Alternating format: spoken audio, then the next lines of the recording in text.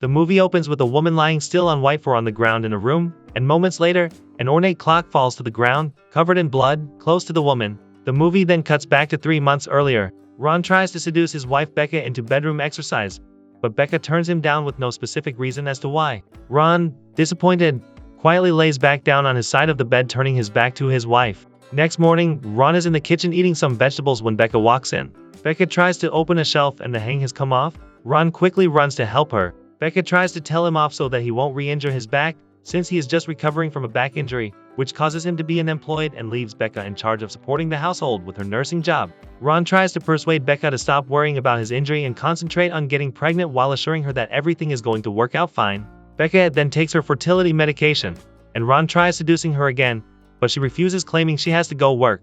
Becca tries to explain that the infertility problem might not be from her end, and Ron agrees to go test himself. Becca reminds him that he once said that, and Ron promises to do it this time. After that, Ron reminds Becca that they will be going to Max and Mindy's the following day. Max and Mindy are the complete opposite ends of the spectrum. They both live in a large mansion and are doing very well for themselves. Ron and Becca are at the house, and they are all sitting by the pool having fun. They discuss various things and Max even volunteers to help Ron if he would not mind, but Ron turns him down. Mindy then asks Ron and Becca about their bedroom life, which leads to Max telling Ron and Becca that he and Mindy decided to leave their marriage open. Max explains that both he and Mindy are free to do anything they want, but they have to keep to the 2 important laid down rules. 1. No extracurricular activities without the other person, and 2. Put rubbers on. Max and Mindy then advise Ron and Becca to do the same.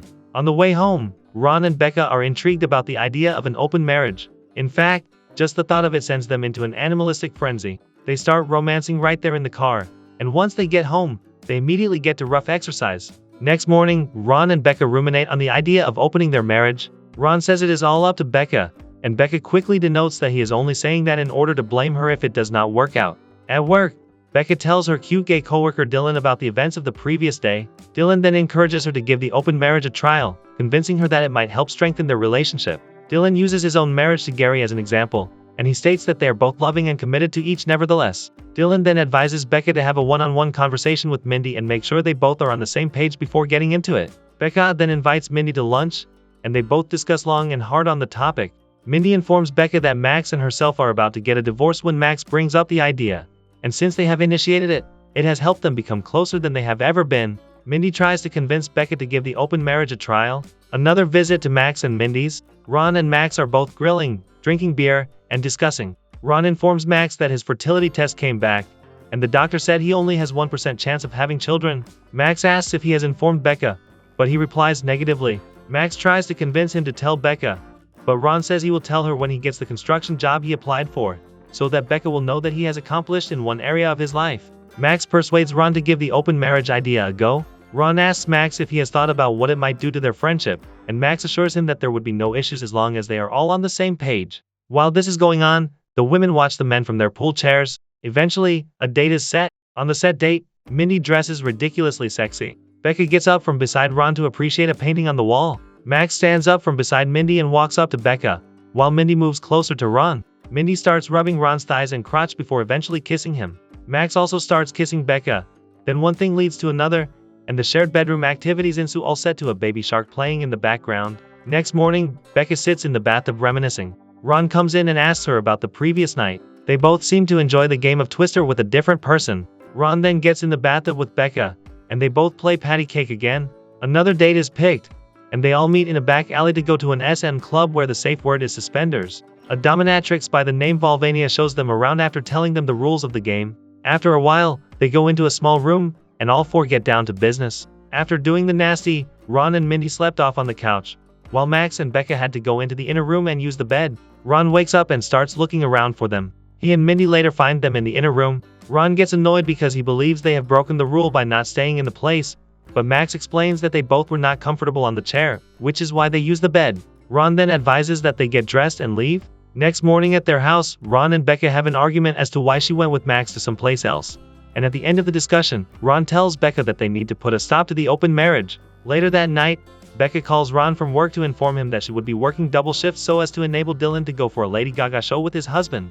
Ron, who is watching a game and eating pizza, agrees to let Becca work the shift. Minutes later, Ron receives a message from the club they went to the other day. He then decides to go but promises himself that he is only going to watch and not participate. Getting there, Volvania welcomes him as usual. Ron is standing at the bar when Angelique walks up to him and starts kissing him. Ron kisses her back and the romance begins.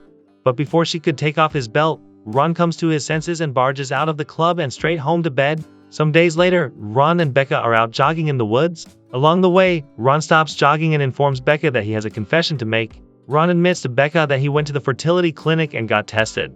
He informs her that he is the reason she cannot get pregnant because the doctor said he has just 1% chance of getting her pregnant.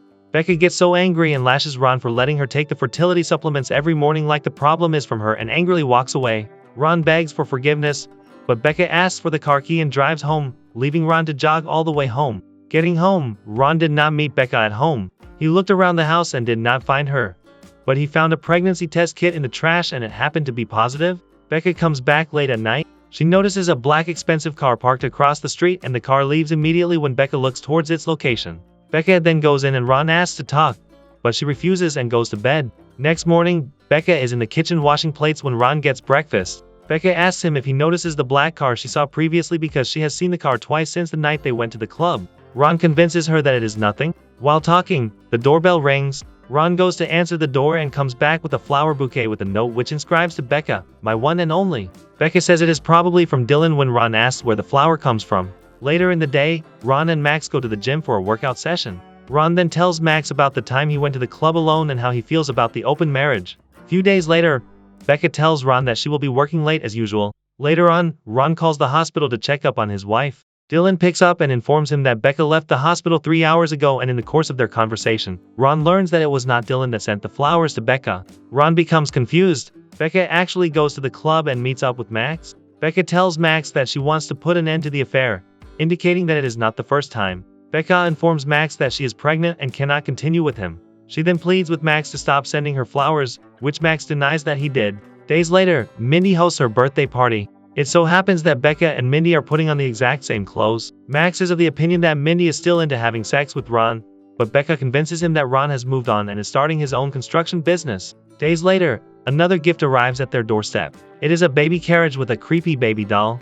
It then occurs to Ron and Becca that someone is definitely spying on them. During a dinner with Max and Mindy, photos of Ron with Angelique are released. Thereafter, that of Max and Becca are also released. These events lead to Ron getting forced from his place of work and also Max and Mindy cutting off their relationship with Becca and Ron. Becca goes to collect paternity test results because she was not sure if the pregnancy belongs to Ron or Max. Becca gets the result, but does not open it, then heads home. Becca gets home and finds Ron in his underwear tied to the bed. Mindy is there holding Ron at gunpoint. Mindy forces Becca to put on identical lingerie to hers and forces Max to get in his birthday suit.